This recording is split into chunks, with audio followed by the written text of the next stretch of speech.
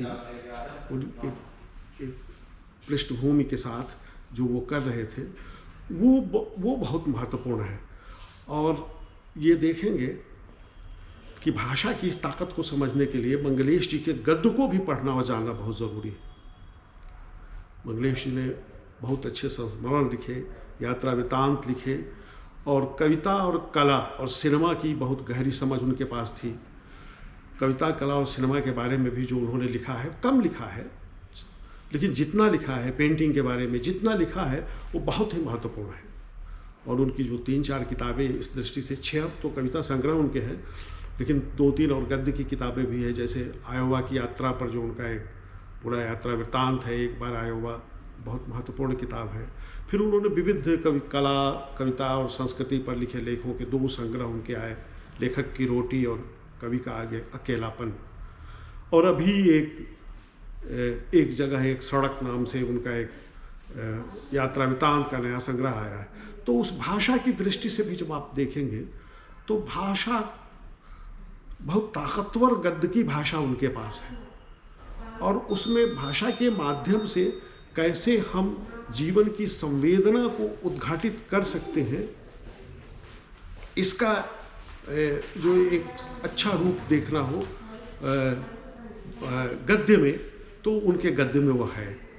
और जाहिर है कि गद्य को जो कविता का निकष कहा गया है, तो इस दृष्टि से एक बहुत महत्वपूर्ण बात है कि गद्य और कविता दोनों ही में बहुत ही ताकतवर भाषा इस्तेमाल करते हैं। और ये जो एक और बात जो मैं ख़ास तौर से कहना चाहूँगा अपने अंतिम दिनों में और अंतिम दिनों की कविता यात्रा में, वो कविता के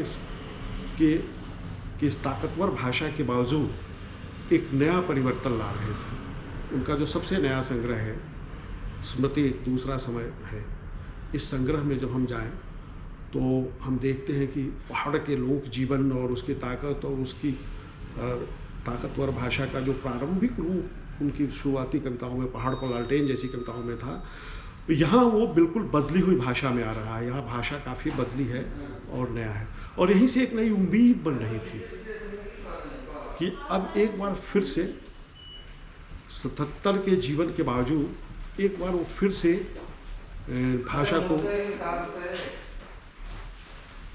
कट कर दो, क्या थोड़ी देर कट कर दो, जरा उसको बुलाओ तो उसको जरा। आप कंटिन्यूअसली कर लीजिए, रिकॉर्ड हो रहा है। अच्छा, नहीं हम काट लेंगे। हाँ ठीक है, काट नहीं ना, वो जरा पूछते हैं मुझसे ना, तो कौन था वो, जरा उसको नाम बताना तो मुझे बाद में। ठीक है, आप फिर से। तो ये ऐसे समय में जबकि एक बात, भाषा बदलने और भाषा को बदलने का मतलब क्या होता है कि भाषा के बदलने का मतलब ये होता है कि जीवन मूल्यों को भी बदलना। तो ये नए मूल्य एक बार फिर से उनकी कविता में आ रहे थे। जीवन को देखने के नए दृष्टिकोण का आना, ये सब कुछ एक साथ होता है भाषा में। कोई कवि जब भाषा में बदलाव करता है तो सिर्फ वो भाषिक बदलाव नहीं होता है, वो कविता की संरचना का ही बदलाव नहीं होता है, बल्कि नए मूल्य भी सामने आते हैं। तो ये नए मूल्यों के साथ, नई चुनौतियों के साथ उनकी कविता आ रही थी, और अचानक उनका निधन हो गया, हमारे बीच वो नहीं रहे। ये बहुत ही दुखद हुआ है, क्योंकि ऐसे समय में उनका जो पारिवारिक जीवन को हम देखें तो परिवार में भी उनकी अभी बहुत ज़रूरत थी, बहुत काम अधूरे रह गए थे, और कविता को भी वो बहुत अपना सर्वोत्तम देना शायद बाकी रह गया था उनका, जो वो कर रहे थे। तो मंगलेश जी के जीवन को देखिए तो जीवन में एक अद्भुत संघर्ष भी है, सादगी भी है, और संवेदना का एक बिल्कुल ही नया अलग तरह का रूप मिलता है, जो बहुत कम लोगों में रहा है। वो 1968 में लगभग 20 साल की उम्र में वो दिल्ली आ गए, और आते ही उन्होंने छोटी मोटी नौकरी की शुरुआत की, और उसके बाद फिर वो नौकरी के सिलसिले में भोपाल गए, पूर्वग्रह में सहायक संपादक हुए। उसके बाद वहाँ से वो फीचर संपादक होकर इलाहाबाद आए, अमृत प्रभात नामक अखबार में।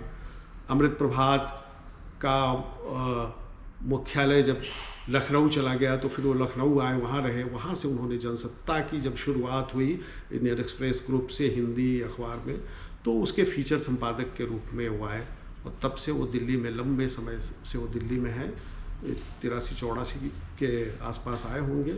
और उस लंबी यात्रा में इस लंबी यात्रा में वो जनसत्ता में काफ़ी दिनों तक काम करते रहे। फिर थोड़े दिनों तक उन्होंने, जब सहारा समय शुरू हुआ तो उसमें उन्होंने काम किया, फिर एनबीटी में काम किया। उसके बाद पब्लिक एजेंडा नाम की एक पाक्षिक पत्रिका जब यहाँ से शुरू हुई थी तो उसमें मैं भी था। मैं उनसे पहले मैं साहित्य संपादक के रूप में चला गया था, वहाँ वो कार्यकारी संपादक के रूप में आए और 5 साल तक मुझे उनके साथ काम करने का भी अवसर मिला। और उनके साथ काम करते हुए मैंने देखा, मैंने जो चीज़ सीखी वो था संपादन, कैसे किसी टेक्स्ट को, किसी गद्य को भी और कैसे संपादित करते हैं किसी रचना को अखबार के लिए। ये संपादन मैं भी करता था और जानता भी था, लेकिन मैंने देखा कि मंगलेश जी उस पर जितना परिश्रम करते हैं और भाषा को लेकर जितना काम करते हैं और भाषा के प्रति जो एक सजगता रखते हैं, शब्दों के प्रयोग से लेकर वर्तनी तक के प्रयोग में एक रूपता कैसे बनी रहे, इन चीज़ों को लेकर जो वो कितना बहुत ही सजग और बहुत संवेदनशील बल्कि कहिए कि रहते थे। तो उससे संपादन की एक कला भी उनकी अद्भुत थी जो खुद मैंने उनसे सीखी।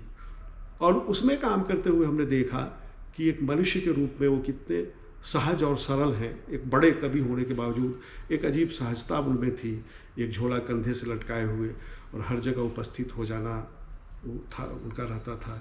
जीवन में कुछ भी संग्रह नहीं कर पाना, आखिर तक काम करते रहना परिवार चलाने के लिए, ये भी था। एक मकान जो उनका छोटा सा इसलिए हो पाया कि जब वो जनसत्ता में थे तो पत्रकारों की एक कोऑपरेटिव बनी और कोऑपरेटिव के दूसरे पत्रकार मित्रों ने उनको ज़बरदस्ती एक मकान दे दिया तो एक रहने के लिए एक घर हो गया, अन्यथा वो नहीं करते और नहीं कर पाते। तो इस तरह से उनका जीवन रहा है कि जीवन भर काम करते रहे। अभी रिटायरमेंट के बाद अभी भी अनुवाद का काम कर रहे थे, बहुत सारा काम करते रहते थे वो। और अरुंधति राय के उपन्यास का बहुत अच्छा अनुवाद किया है उन्होंने, अपार खुशियों का घराना नाम से। तो वो काम, अनुवाद का भी काम और परिश्रम का काम करके, परिश्रम के माध्यम से रोटी अर्जित करने का काम वो इस 72 साल की उम्र में भी कर रहे थे। और इस उम्र में भी अपने लेखन में भी, अपनी कविता में भी बदलाव ला रहे थे। तो ये सब कुछ ऐसा था जीवन कि जिसमें अभी काफ़ी कुछ किया जाना था, होना था, और अचानक कोरोना ने, और एक जो कि एक महामारी ही है, और इस महामारी ने वैश्विक स्तर पर जो हमें नुकसान पहुंचाया है, उसमें मंगलेश जी का जाना भी जुड़ गया। और मित्रों, मैं तो उनकी स्मृति को नमन करता हूँ, और नमन करने की कोई बहुत इच्छा भी नहीं होती, क्योंकि लगता ही नहीं है कि वो हमारे बीच नहीं है। मुझे लगता है कि अब भी उनकी उपस्थिति है, उनके द्वारा उठाए गए सवाल भी हैं, उनका लेखन भी है, उनके लेखन से हमारी सहमतियाँ भी है, असहमतियाँ भी है। उनके लेखन को लेकर तरह तरह के दूसरे जो पक्ष बनाए जाते रहे हैं, उन पक्ष को लेकर भी हमारे मन में प्रश्न भी है। वो सारी चीज़ें उसी रूप में है जिस रूप में मंगलेश जी तब था जब मंगलेश जी थे। और अब जबकि वो नहीं है, जब हम बहुत सजग होकर सोचते हैं तो लगता है कि वो नहीं है, सच्चाई भी है, तब भी उस पर बातचीत करते हुए लगता है कि वो हमारे बीच हैं। और उनकी जो एक सजीव उपस्थिति है हमारे बीच, बल्कि उनकी जो आखिरी कविता है, जो नया सबसे संग्रह आया, इस संग्रह की जो आखिरी कविताओं में से एक कविता है, छोटी सी कविता है, मैं अंत में उसका पाठ कर देना चाहूँगा, क्योंकि उसके माध्यम से ये उनके जीवन को भी हम समझ सकते हैं। कविता का शीर्षक है जीवित। अपने ही भीतर मरते जा रहे हैं जीवित लोग, मैं उम्मीद से देखता हूँ मृतकों की ओर, वे ही हैं जो दिखते हैं जीवित। मैं उम्मीद से देखता हूँ मृतकों की ओर, वे ही हैं जो दिखते हैं जीवित। और मुझे लगता है कि मंगलेश जी अब नहीं हैं तो ज़्यादा हमें जीवित, ज़्यादा जीवंत दिखाई दे रहे हैं अभी हमारी नज़रों में। बस इन्हीं शब्दों के साथ मैं उनकी स्मृति को नमन करता हूँ। उतना हो ही गया होगा कि